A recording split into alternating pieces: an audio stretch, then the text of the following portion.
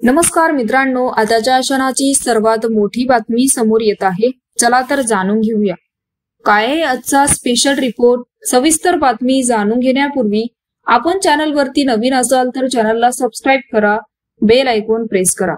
27 गाव आणि सर्वपक्षीय संघर्ष समितीच्या अध्यक्षपदी भिवंडीचे खासदार सुरेश उर्फ बाळा मामा म्हात्रे यांची निवड करण्यात आली आहे।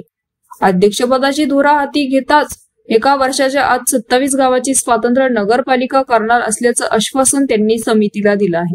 विधानसभा निवडणुकीच्या तोंडावर खासदार म्हात्रे यांच्याकडे अध्यक्षपदाची जबाबदारी देण्यात आली आहे। महाविकास आघाडीचा महायुतीला हा मोठा दणका मानला जात असल्याची चर्चा आहे।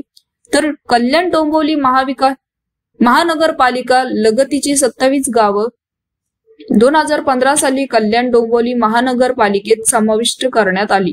या गावाचे स्वतंत्र नगरपालिका करण्यासाठी 27 गाव संघर्ष समितीचा लढा गेला कित्येक वर्ष सुरू आहे। तर 27 गावातील 18 गावे वगळून त्याची नगरपालिका करण्याचा निर्णय तत्कालीन महाविकास आघाडीने घेतला होता। त्याच समितीने विरोध दर्शवला गेला होता।